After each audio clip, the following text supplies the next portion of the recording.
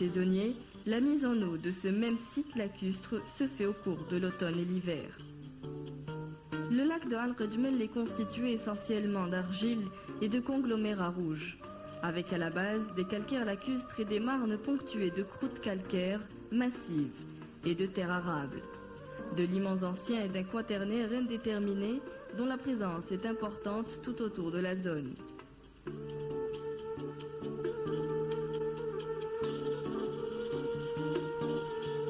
Ce sont donc des sols de sepra entourés de sols salés anciens ainsi que de formations dunaires.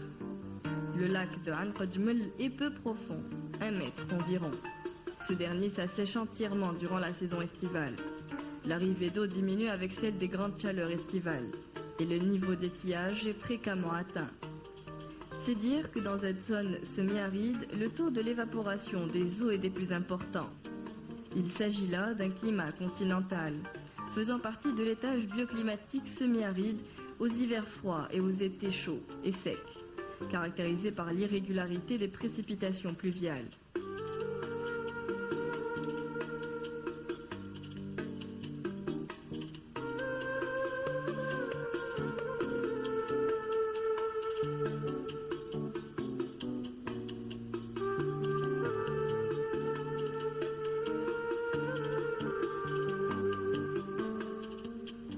Ici, les vents dominants sont du sud-est et nord-ouest, et la pluviométrie minimale s'élève à près de 107 mm, tandis que la maximale, elle atteint les 350 mm.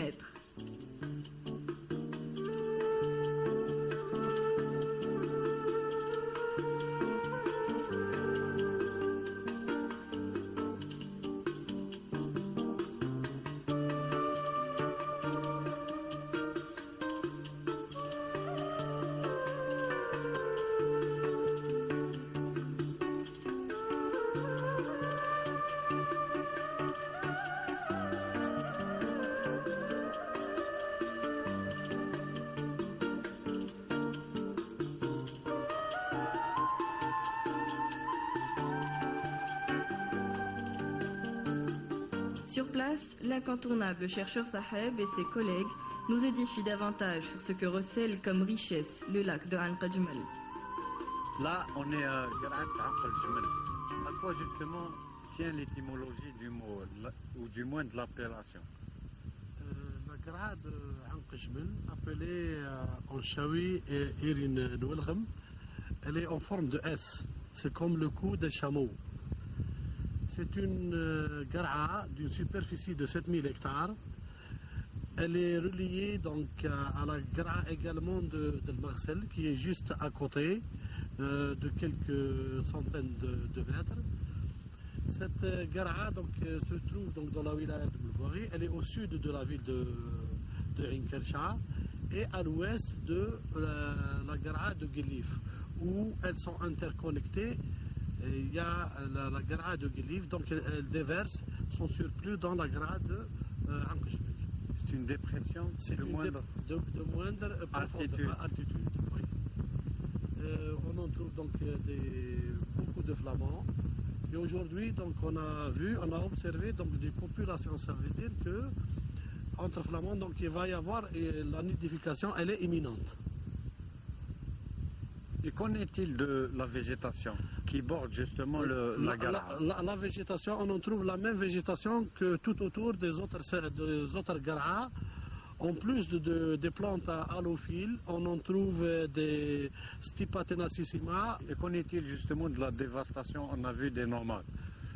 On a assisté à un pâturage sauvage, oui. Un surpâturage. On remarque surtout ces derniers temps, c'est-à-dire il y a énormément de troupeaux tout autour de ces sepras, du moment que la CDS a planté de la triplex pour être donc brouté par ces troupeaux-là. Malheureusement, c'est-à-dire c'est vraiment c'est surpâturé, c'est-à-dire on trouve énormément de... Ça nuit à la vie faune. Ça nuit justement, c'est des dérangements. Un processus de nidification. Une nidification donc, la première des choses pour cette avifaune, donc elle trouve l'alimentation et la quiétude.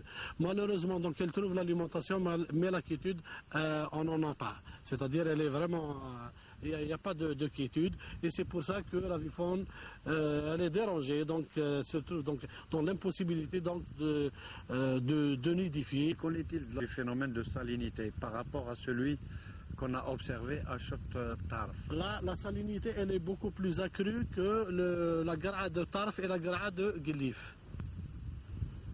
Qu'en est-il du bilan justement de cette matinée en termes de recensement et comptage de l'avifaune? Aujourd'hui, nous avons compté Grat Glif, 1000 flammes roses. À Grat Qjmel, nous avons compté 2700 flammes roses. Nous avons également observé des comportements de parade et d'accouplement de 3 individus de flammes roses. Bien sûr, ce bilan-là, c'est pas stable, là, c'est pour aujourd'hui, mais des fois, par exemple, Gara de Glif s'héberge un moyen de 5000 flammes roses, également pour Qjmel, un moyen de 7000 flammes roses.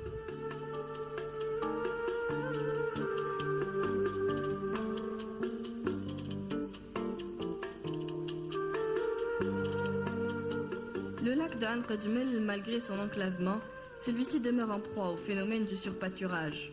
Les prairies enserrant la zone lacustre sont directement menacées par l'élevage intensif et extensif pratiqué par les riverains.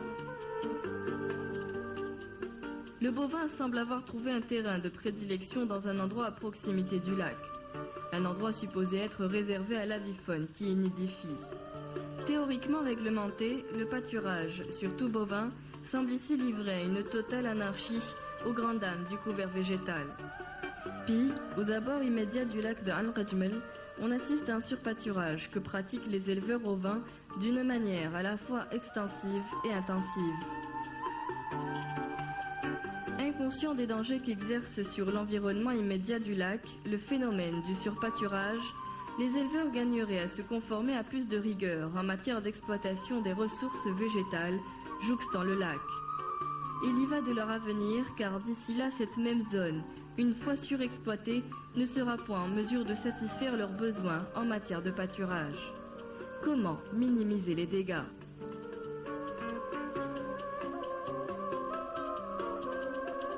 Le débat à ce titre reste ouvert tant le site demeure encore livré à lui-même sans un quelconque plan de gestion rigoureux.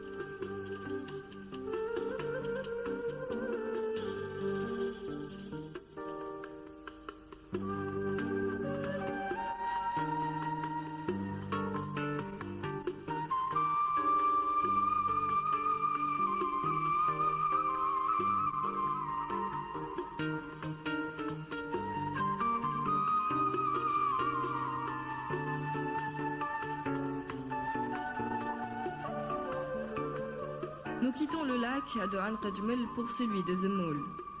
Nous abordons l'imposant Djbel ou Kef Nsar, tout près de Ain Mellila.